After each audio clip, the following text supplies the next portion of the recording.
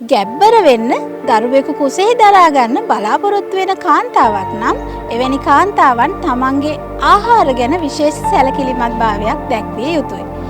ශරීරයෙන් නිවෙන සිසිල් ගුණයෙන් යුක්ත ඖෂධ සහ ආහාර තමයි අපි ඔවුන්ට විශේෂයෙන්ම නිර්දේශ කරන්නේ.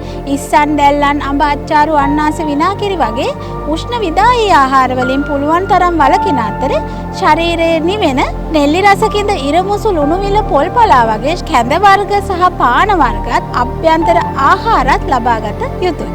ඒ වගේම පාන් පිටි සහ පාන් පිටි නිෂ්පාදනත් කෘත්‍රිම රසකාරක වර්ණකාරක අඩංගු ආහාර වලිනුත් පුළුවන් තරම් එම කාන්තාවන් ඉවත් විය යුතුයි. නමුත් ශරීරයේ පවතින රෝග තත්ත්ව මත ඔවුන් ලබාගත යුතු ආහාරත් ඖෂධත් වෙනස් වෙනවා. උදාහරණයක් විදිහට හෝමෝනමය වෙනස්කමක් සහිත කාන්තාවකට තල අඩංගු ආහාර, එළකිරි, මීකිරි වගේ ආහාර ගුණදායක වුණාට ශරීර අභ්‍යන්තරයේ ලේ ගැලීම් සහිත ඇලීම් සහිත රෝගීන්ට එවැනි ආහාර ගුණදායක වෙන්නේ නැහැ. තමන්ට නුසුදුසු ආහාරයක් ලබාගෙන තමන්ගේ අභ්‍යන්තරයේ පවතින රෝගයක් වෘද්ධි කරගන්නවා වෙනුවට වෛද්‍ය උපදේශයකට ගිහිල්ලා එතෙන්දි තමන්ට ගැළපෙන සුදුසු ආහාර සහ ඖෂධ මොනවාද කියන එක නිගමනයකට යා යුතුයි.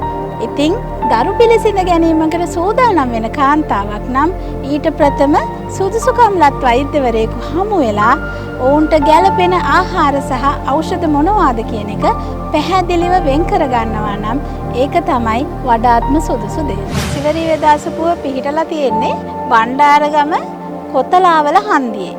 දක්ෂිණ අධිවේගී මාර්ගයේ ගැල්නිගම පිවිසුම අසල තමයි තියෙන්නේ. ඕන කෙනෙකුට එන්න පුළුවන් ප්‍රතිකාර ලබා ගන්න බදාදා සහ පෝය දින වහලා තියෙන්නේ. අනිත් හැම දවසකම උදේ 9 ඉඳලා හවස 3 වෙනකන් අපි ප්‍රතිකාර ලබා දෙනවා.